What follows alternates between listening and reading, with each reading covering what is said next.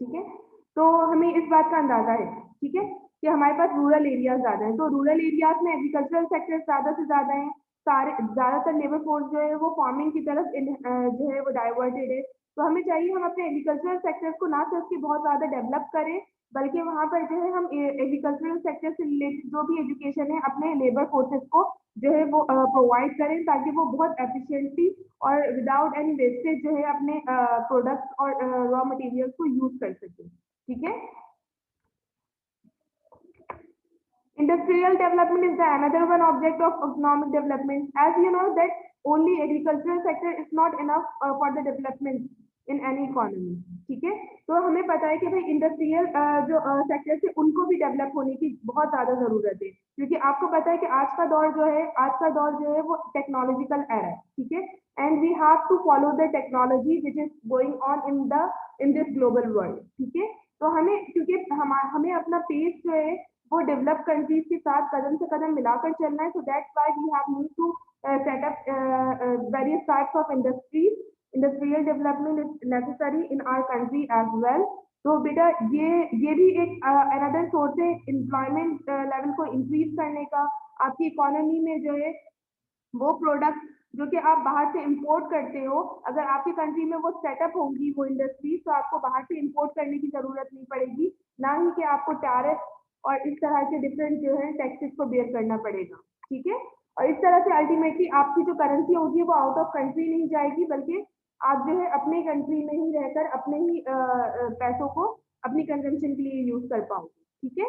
Next जो objective होता है वो होता है reduction of unemployment. As I told you before, in the agricultural sector और इंडस्ट्रियल सेक्टर, कि जब ये दो सेक्टर्स जब डेवलप्ड होंगे तो अल्टीमेटली अनएम्प्लॉयमेंट जो है उसका रेट रिड्यूस हो जाएगा। ठीक है। अच्छा, ऑब्जेक्ट ऑफ इकोनॉमिक डेवलपमेंट में यहाँ पर लिखा है शॉर्टेज ऑफ कैपिटल।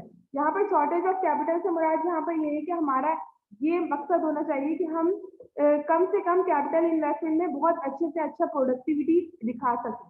ठीक है।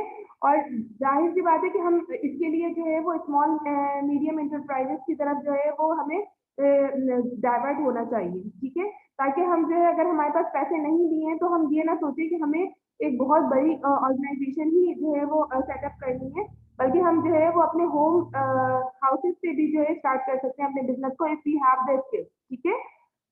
नेक्स्ट है हाई रेट ऑफ इन्फ्लेशन। तो reduction of high rate of inflation जो है अनदर वन ऑब्जेक्टिव है हमारी इकोनॉमिक की डेवलपमेंट का, कि ज्यादा से ज्यादा इन्फ्लेशन रेट भी होना बहुत ज्यादा खतरनाक हो जाता है, क्योंकि इससे डेयरनेस इंक्रीज होती है। ठीक है। तो we have the another one objective to reduce the high rate of inflation here. ठीक है। उसके बाद use the funds of government in productive way. अच्छा, ये बहुत इंटरेस्टिंग जो है पॉइंट है कि हमें हमारी गवर्नमेंट को चाहिए कि जो वो टैक्सेस के थ्रू रेवेन्यू जनरेट कर रही है फ्रॉम कॉमन पीपल, तो उनको चाहिए कि वो पैसा जो है वो प्रोडक्टिव वे में लगाएं। ठीक है। यानी कि हम उन वेज में ना लगाएं कि हमारे पास जो है उन इदारों में लगा रहे हैं, उन जगह पे लगा रहे हैं जो कि प्रोडक्टिव नहीं है, उनसे हमारी इकोनॉमी डेवलप नहीं हो सकती है। अब आप लोग पूछेंगे कि ऐसे इदारे कौन से होते हैं जो कि प्रोडक्टिव जो है नहीं होते हैं। तो बेटा सबसे पहले तो यहाँ पर हमारे पास जो आती है वो हमारी आती है आर्मी। ठीक है। आर्मी में जो है सबसे ज्यादा एक्सपेंडिचर्स जो होते हैं वो हमारा जो इनकम होती है गवर्नमेंट की वो एक्सपेंड हो रही होती है। ठीक है।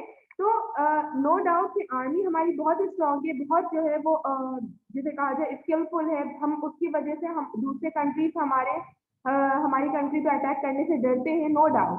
लेकिन यहाँ पर क्या है कि हमारी आर्मी को कुछ ज्यादा ही प्रिविलेज दिया हुआ है। किस टाइप का प्रिविलेज दिया हुआ है कि एक तो हमारे पास वो आर्मी की वो एक्सपेंसेस हैं जो कि उनको ट्रेनिंग करने में, उनको जो है वो वेपन्स प्रोवाइड करने में, उनके लिए डिफरेंट किस्म की जो है वो फाइटिंग कार्स और प्लेन्स जो है वो प्रोवाइड करने में स्पेंड हो रहे हैं। It is compulsory for our country, but and on the other hand जो है आर्मी को दूसरे प्रिविलेजेस भी दिए जा रहे हैं। वो किस टाइप के?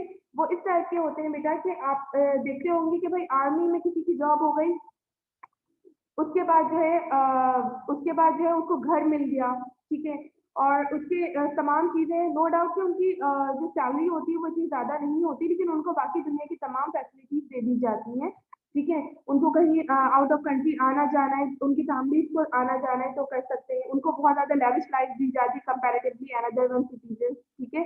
इसके इसके अलावा जो है उनके तमाम यानी कि अगर कहा जाए तो अगर वो एक इलिटरेट पीपल भी होते ना आर्मी के, अगर इलिटरेट से बना दी कि लो एजुकेशन भी है, मैट्रिक भी है या फिर इंटर हुए हुए, तो उनको ट्रेनिंग के थ्रू जो है एक आर्मी ऑफिसर बनाया जाता है। उसके बाद उनकी अपग्रेडिंग होती चली जाती है, जिसकी वजह से अल्टीमेटली उनकी सैलरीज भी इंक्रीज होने लगती है, उनको और ज्यादा फर्दर बेनिफिट दिए जाते हैं। तो यानी उनकी अगर आप उनके स्टैंडर्ड ऑफ लिविंग में देखो तो इसलिए ज्यादा इन्हांसमेंट होती है, उनका हाई स्टैंडर्ड इसलिए होता है क्योंकि उनके पास जो है वो किसी चीज की कमी नहीं होती। तो यहाँ पर जो है अगर हम देखें तो डिस्क्रिमिनेशन की जाती है, और यहाँ पर जो है क्या नाम है अनप्रोडक्टिव वे में जो है यूज किया जा रहा है। लाइक अगर मैं बोलूँ कि एक आर्मी की पूरी फैमिली जो है वो चाहती है आउट ऑफ कंट्री या वर्ल्ड टूर करना, तो वो इजीली कर सकती है, ठीक है। लेकिन जो है उसके अल्टीमेटली क्या है, जो उसका पैसा है वो कौन बेयर कर रहा है, वो गवर्नमेंट बेयर कर रही है, गवर्नमेंट के एक्सपेंडिचर से जा रहा है, ठीक है। और गवर्नमेंट का एक्सपेंडिचर कहाँ से आ रहा है, आवाम की टैक्सेस कलेक्शन जो आवाम से कर रहे हैं वो रेवेन्यू, ठीक है। तो अगर हम इस पैसे को जो है किसी प्रोडक्टिव वे में, किसी इंडस्ट्रीज में, किसी हॉस्पिटल में, किसी एजुकेशनल डिपार्टमेंट में यूज करें, या इंफ्रास्ट्रक्चर हमारे कंट्री का इतना ज्यादा वर्थ है, अगर हम इन पैसों को वहां पर स्पेंड करें तो it will be better for the development of our economy, ठीक है। So in this way, there are so many other unproductive ways where the government is going to spend funds and it is not give us any fruit in future as well, ठीक है।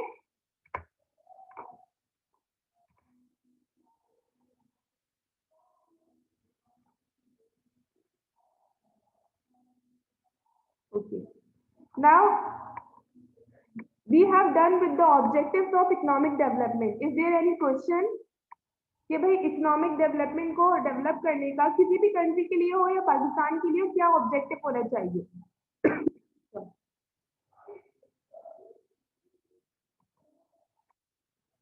I think there is no question. Now I am moving to the another slide. Here are the methods of measuring economic development. ठीक है, अब हमें किस तरह पता चले कि ओके हमें किस तरह पता चले कि किसी भी कंट्री की इकोनॉमी को किस तरह से मेजर किया जाए। So there are various methods for measuring the economic development, ठीक है। So first one is rise in real per capita income, ठीक है। अच्छा, एज यू नो कि मैंने आपको पहले भी बताया है कि rise in real per capita income क्या होता है, ये रियल पर कैपिटा इनकम क्या होता है। तो मैं फिर से रिवाइज कर देती हूँ इसको कि रियल का वर्ड क्यों यूज किया जाता है। रियल का वर्ड इसलिए यूज किया जाता है कि जहां पर जो है इन्फ्लेशन एडजस्टेड हो, ठीक है। इन्फ्लेशन एडजस्टेड इस तरह से होता है, लाइक मैं अगर बात करूँ कि हमारे कंट्री का पर कैपिटा इनकम पिछले साल जो है 18,000 था, ठीक है, लेट्स सपोज इट। और उसके बाद मैं बोलूँ कि इस साल हमारे कंट्री का पर कैपिटा इनकम जो है वो 20,000 रुपीज है, ठीक है। तो in this way you can see that there is the rise in the per capita income, है ना।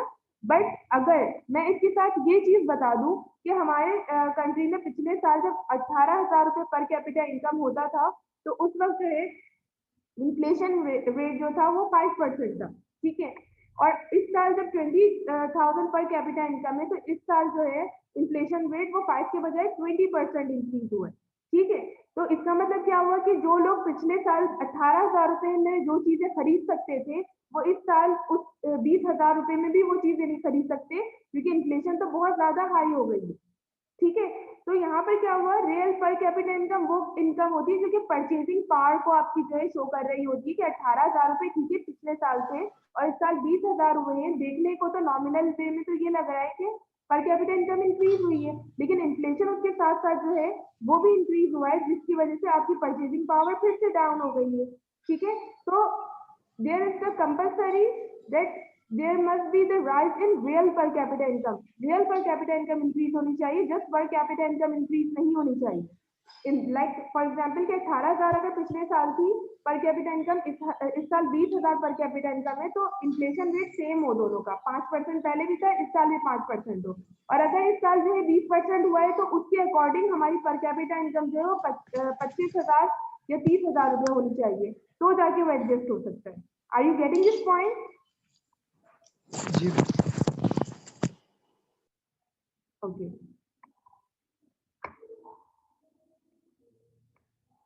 उसके बाद है quality of life and expectancy, ठीक है। अब यहाँ पर जो है लाइफ एक्सपेक्टेंसी से मुराद क्या यहाँ पर क्या है कि number of years a person can expect to live. By definition, life expectancy is based on an estimate of average year age that members of a particular population group will be when they die. ठीक है? The current life expectancy of for Pakistan in 2020 is 67.33 years. ठीक है? और 0.23% increase from 2019. यानी कि आप देखो कि पाकिस्तान की लाइफ एक्सपेक्टेंसी जो है वो इंक्रीज हुई है 2020 में कंपैरेटिवली 2019 से, और अब जो है 67.33 ईयर्स तक की लाइफ एक्सपेक्टेंसी है. वैसे तो अगर हम इस्लामिक पॉइंट ऑफ व्यू से देखें तो इसका कोई कॉन्सेप्ट ही नहीं है. ठीक है? और अगर हम नॉर्मल अपनी रेगुलर लाइफ में भी देखें तो कोई 20 साल का जो है वो हमारी यूथ जो होती है वो भी मर रही है, और जो है वो कोई जो है 100+ होकर भी नहीं मर रहा है. ठीक है? तो ये एक एक्सपेक्टेंसी है जो कि इन्होंने कुछ सर्वेज के अकॉर्डिंग जो है निकाली, और दे कम टू रियलाइज कि 2020 में जो है 67.33 ईयर्स तक की लोगों की एजेस गई है. ठीक है? तो यहाँ पर ये जो है ना ये एक अलग वे होता है इकोनॉमी की डेवलपमेंट को चेक करने का. अच्छा, अब आप लोग सोचेंगे कि भाई लाइफ एक्सपेक्टेंसी किस तरह से हो सकता है लोगों की इकोनॉमी की डेवलपमेंट को चेक करने का. एवरेज है जी, बिल्कुल एवरेज सही है. तो बेटा देखिए, आपने देखा है कि इटली में कितने ये कोविड-19 के थ्रू जो है कितनी ज्यादा नंबर ऑफ डेथ्स हुई हैं, और आपने अगर उसको रियलाइज किया हो तो वहां पर ज्यादा से ज्यादा ओल्डर पीपल्स जो थे वो इससे अफेक्टेड हुए, और नंबर ऑफ जो डेथ है वो ज्यादा से ज्यादा ओल्डर्स थी. ठीक है? तो उसका मसला ये था कि उनकी इकोनॉमी में वो ओल्ड पीपल्स जो थे वो बर्डन बन गए थे. किस तरह बर्डन बन गए थे? वो क्या करते थे, वो ओल्ड पीपल्स जो थे उनकी पेंशन्स जो है वो हो गई थी. ठीक है? उनकी गवर्नमेंट्स के पास एक क्राइटेरिया है कि भाई जब लोग बूढ़े हो जाएं तो उनको जो है ज्यादा से ज्यादा जो है वो कवर किया जाए, उनकी पेंशन जो है वो मान दी जाए. अब उनके यहाँ जो है लाइफ एक्सपेक्टेंसी बहुत ज्यादा हाई है. ठीक है? Just because of good food, good environment. ठीक है? तो इस वजह से तो अब क्या हुआ कि अब जब कोविड-19 जो है आया और इनकी जब डेथ इंक्रीज हुई ना, क्योंकि इम्यूनिटी पावर जो होती है ओल्डर्स की वो कम होती है कंपैरेटिवली यंगर्स से, तो इनकी इकोनॉमी जो थी ना वो डिक्लाइन होने के बजाय राइज होना शुरू हो गई. ठीक है? क्यों? क्योंकि उनके पास से वो बर्डन कम होना शुरू हो गया जो कि उनको पेंशन की सूरत में अपनी इन ओल्डर पीपल्स को देना था. ठीक है?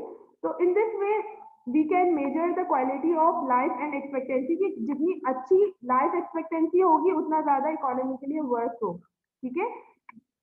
और अल्टीमेटली अब ऐसा भी नहीं होना चाहिए कि वर्स्ट किस्म की लाइफ एक्सपेक्टेंसी हो, उससे भी हमारे पास जो लेबर फोर्सेस है उनमें कमी आ जाएगी. ठीक है? तो एक एवरेज होता है जिसमें हमारे पास quality of life and expectancy होनी चाहिए. लाइक इन पाकिस्तान में एक अच्छा एवरेज है. उसके बाद है ह्यूमन डेवलपमेंट इंडेक्स. ठीक है? ह्यूमन डेवलपमेंट इंडेक्स जो है एक वास्ट फील्ड है जो कि आपकी डिफरेंट चीजों को कंप्यूट कर रही होती है एक्यूमुलेटेडली. ठीक है?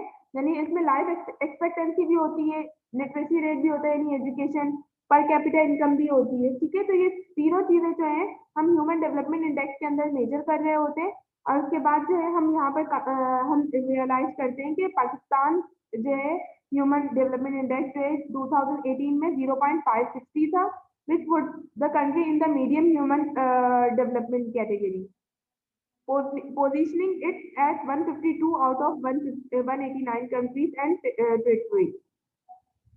अब यहाँ पे क्या है, ह्यूमन डेवलप इंडेक्स के अकॉर्डिंग 2018 में हम जो थे वो 0.56 के ऊपर जो है हम लाई कर रहे थे, और हमारा नंबर 189 कंट्रीज में 152 पे आके पहुंचा था. ठीक है? यानी इससे पहले हमारा SDI जो था वो और ज्यादा कम होता था.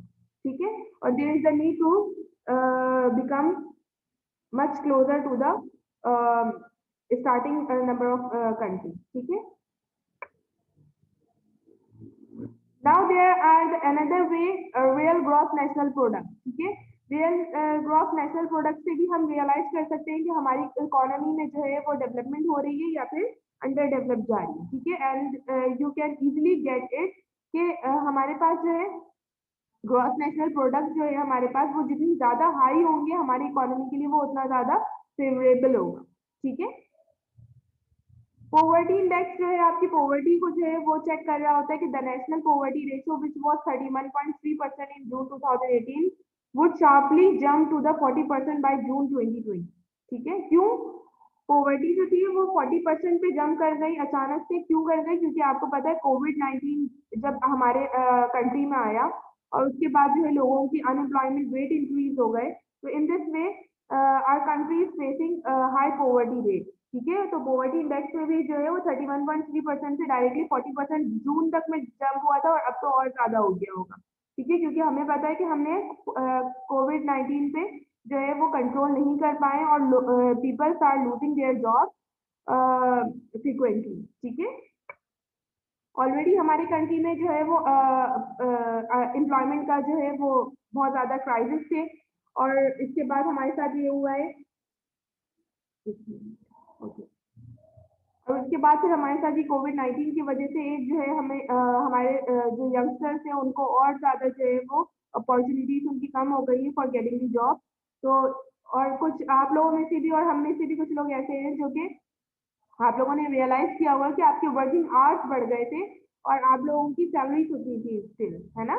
तो इसका मतलब क्या था? इसका मतलब ही यही था कि भाई आपके पास कोई और चांस नहीं है, आपको उतना ही काम करना है इतने सारे आवर्स में, क्योंकि आपको पता है there is no any substitute. और अभी क्योंकि कहीं पर एम्प्लॉयमेंट जो है या जॉब जो है ऑफर ही नहीं हो रही, तो आपको यहाँ पर स्टक होके रहना पड़ा और आपको 24 आवर्स जो है वो काम करना पड़ा। ठीक है? It is very important topic, difference between economic growth and economic development. ठीक है, ये बहुत ज्यादा इंपॉर्टेंट है, फ्रिक्वेंटली आपके पास पेपर्स में आता है ये। और यहाँ पे मैं आपको बताती चलूँ कि इकोनॉमिक डेवलपमेंट जिस तरह से एक बहुत बड़ी फील्ड है जिसमें आपके पास इंडस्ट्रियल डेवलपमेंट और agricultural development, per capita income की इंक्रीज करना, स्टैंडर्ड ऑफ लिविंग इंक्रीज करना, और in this way there are several things which is included in the economic development sector. तो वहीं पर एक इकोनॉमिक ग्रोथ जो है वो भी इकोनॉमिक डेवलपमेंट का एक छोटा सा पार्ट है। ठीक है, अगर मैं बोलूँ कि एक बास्केट है इकोनॉमिक डेवलपमेंट की और उसके अंदर जो है इकोनॉमिक ग्रोथ भी एक फ्रूट है। ठीक है, तो I think you can better understand it कि इकोनॉमिक ग्रोथ एक छोटा सब सेक्टर है इकोनॉमिक डेवलपमेंट का। ठीक है, economic growth is increase in the real output of the country in a particular span of time. ठीक है, वो कह रहे हैं कि इकोनॉमिक ग्रोथ जो है वो क्या है? आउटपुट, रियल आउटपुट को इंक्रीज करने का नाम है। अब आउटपुट आउटपुट से मुराद क्या है? वही गुड्स एंड सर्विसेज को प्रोड्यूस करना, ज्यादा से ज्यादा प्रोड्यूस करना। ठीक है, and in this way economic development is the increase in the level of production in our economy।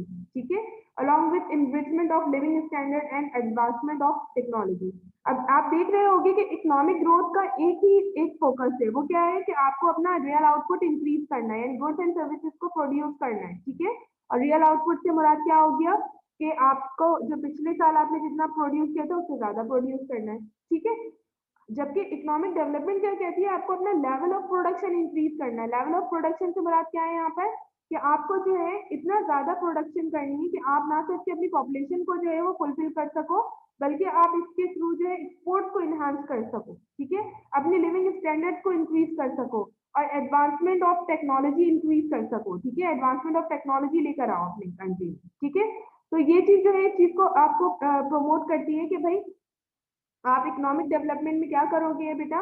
यहाँ पर जो है आप क्या कर रहे होते हो कि ना सिर्फ इसकी लेवल ऑफ प्रोडक्शन इंक्रीज कर रहे होते, बल्कि आप इसमें ये भी फोकस करते हो कि लोग इस लिविंग स्टैंडर्ड सही हो रहा है कि नहीं, टेक्नोलॉजी आपकी कंट्री में आ रही है कि नहीं, एम्प्लॉयमेंट रेट कितना इंक्रीज हो रहा है इसके थ्रू। ठीक है, जबकि इकोनॉमिक ग्रोथ का मतलब सिर्फ और सिर्फ क्या है? ये चेक करना कि पिछले साल कितनी प्रोडक्शन हुई थी और इस साल उससे ज्यादा हुई है कि नहीं। ठीक है, I think it is clear to you. The second point is economic growth does not consider the income. ठीक है, क्या बोल रहे हैं कि economic growth does not consider the income from the informal economy. The informal economy is unrecorded economic activity. ठीक है, तो यहाँ पे क्या वो बता रहे हैं कि इकोनॉमिक ग्रोथ क्या है? वो कंसीडर नहीं करती इनकम को, जो कि इनफॉर्मल इकोनॉमी से आती है। इनफॉर्मल इकोनॉमी में जैसे हमारे पास हमारी मेड हो गई, ठीक है, जो रेडी लगाने वाला, फूड सेलिंग करने वाला इंसान हो गया। ठीक है, इस तरह के so many, there are so many cobbler हो गए, इस तरह से there are so many people who are working and their income is unrecorded. ठीक है, इनकी इनकम अनरिकॉर्डेड है। तो इकोनॉमिक ग्रोथ में क्या होता है? हम उन इनकम को जो है वो कंसीडर नहीं कर रहे होते। जबकि अल्टीमेटली हम अगर इकोनॉमिक डेवलपमेंट की बात करें तो we are considering all activities, ठीक है। हम देखते हैं ना हम किस तरह से नेशनल इनकम में जो है वो लोगों की इनकम कैलकुलेट करते हैं कि या तो हम लोगों की इनकम से देखते हैं कि भाई नेशनल इनकम क्या है, ठीक है। अगर किसी की इनकम हमें पता नहीं होती तो हम उसके एक्सपेंडिचर्स को टोटल करते हैं और हम कंपेरियलाइज के हाँ भाई ये पर्सन मंथली जो है इतना एक्सपेंस करता है तो इसकी इनकम भी इतनी होगी, है ना। और थर्ड वे क्या होता है हमारे पास, गुड्स एंड सर्विसेज प्रोड्यूस जो होते हैं उसके थ्रू जो है कि टोटल गुड्स एंड सर्विसेज एक कंट्री में कितने प्रोड्यूस हुए हैं हम उनको एक्यूमुलेट करके जो है नेशनल इनकम को कैलकुलेट करते हैं, ठीक है। तो यहाँ पर वो ये बता रहे हैं कि इकोनॉमिक ग्रोथ में हम उन इनकम को कंसीडर नहीं करते या ऐड नहीं करते जो कि इनफॉर्मल है, जो अनरिकॉर्डेड है। बट जो इकोनॉमिक डेवलपमेंट है उसमें हम जो है तमाम एक्टिविटीज को देखते हुए, लोगों की स्टैंडर्ड लिविंग को देखते हुए, उनके एक्सपेंसेस को जो है वो कैलकुलेट करते हुए जो है तमाम चीजों को जो है कंसीडर करते हैं, ठीक है।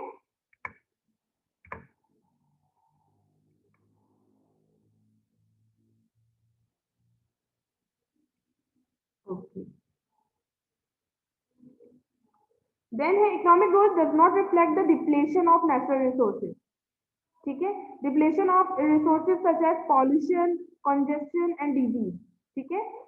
However, economic development is concerned with sustainability, which means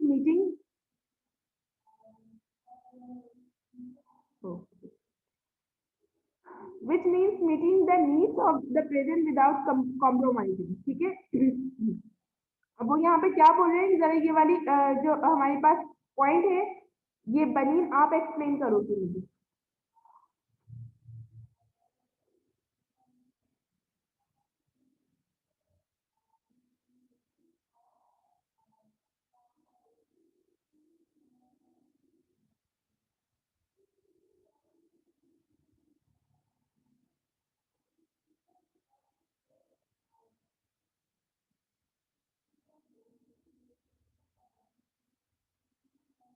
yes बनी। अस्सलाम वालेकुम मिस। वालेकुम अस्सलाम। मिस कैसे करें? क्या कैसे करें, ये पॉइंट पढ़ो, क्या समझ में आ रहा है इसमें।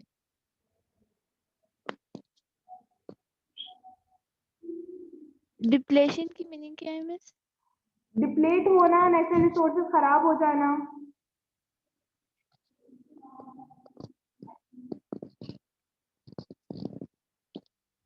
मिस आप समझाए ना। यहाँ कह रहे हैं कि इकोनॉमिक ग्रोथ जो है वो आपको does not reflect the depletion of natural resources. अब जैसे इसमें तो इन्होंने एग्जांपल दी थी डिजीज की, पॉल्यूशन की, जिसकी वजह से आपके नेचुरल रिसोर्सेज वेस्ट हो जाते हैं, है ना। लेकिन इसके अलावा आजकल जो ग्रास होपर्स का जो हमला होता है आपकी फील्ड्स में, फार्मिंग फील्ड्स में, आवाज नहीं आ रही है। ओके फहद, अब आ रही है आपको आवाज मेरी?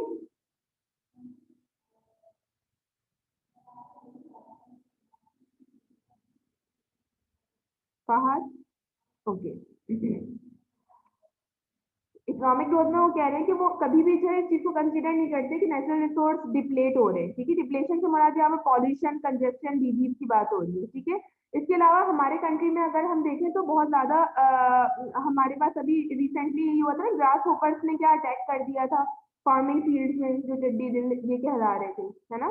तो उनका क्या था कि वो आपकी पूरी पूरी फील्ड को डिस्ट्रॉय कर दे रहे थे, है ना। तो उससे क्या हो रहा था कि आपने आपकी इकोनॉमिक डेवलपमेंट में जो है रुकावट आ रही थी, सही है। तो वो ये कह रहे हैं कि इकोनॉमिक ग्रोथ इस चीज को कंसीडर नहीं करती, बट इकोनॉमिक डेवलपमेंट में अगर देखा जाए तो इस consider with sustainability, which means meeting the needs of present without compromising.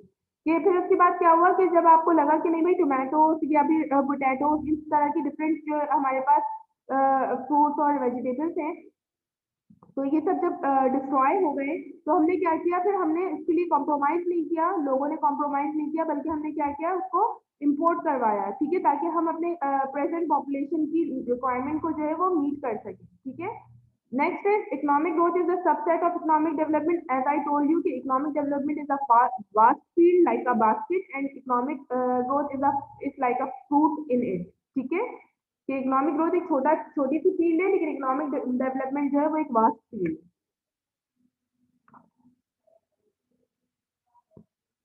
Then economic growth indicates the expansion of the gross domestic product. ठीक है, of the country, and concept of economic growth is basically related to the developed country. Economic development refers to the increase of real national income of the economic and socio-economic structure of any country.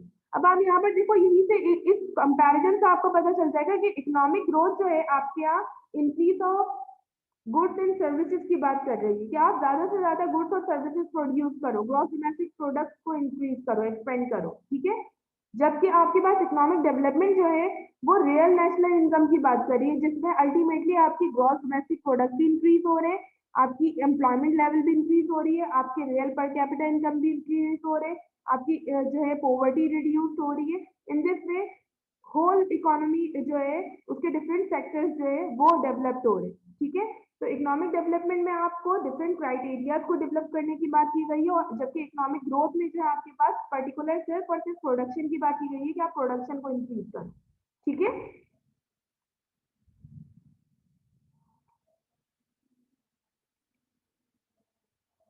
Economic growth can be measured through an increase in the GDP, ठीक है, per capita income.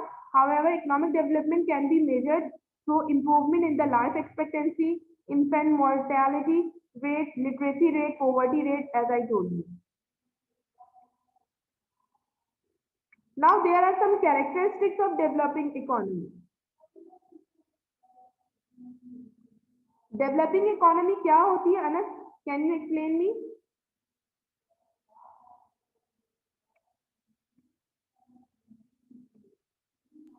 क्या चीज में? Developing economy क्या होती है? Developing means developing economy का अभी आप वही तो पढ़ाई थी, डेवलपमेंट इकोनॉमिक में यही है। मैं डेवलप और डेवलपिंग में क्या डिफरेंस है? मतलब मैं एक डेवलप वो जो डेवलपिंग जो मतलब डेवलपिंग की तरफ जा रही है इकोनॉमी वो होगी, और डेवलप जो हो चुकी है। बिल्कुल, वेरी गुड, बस यही पूछना था।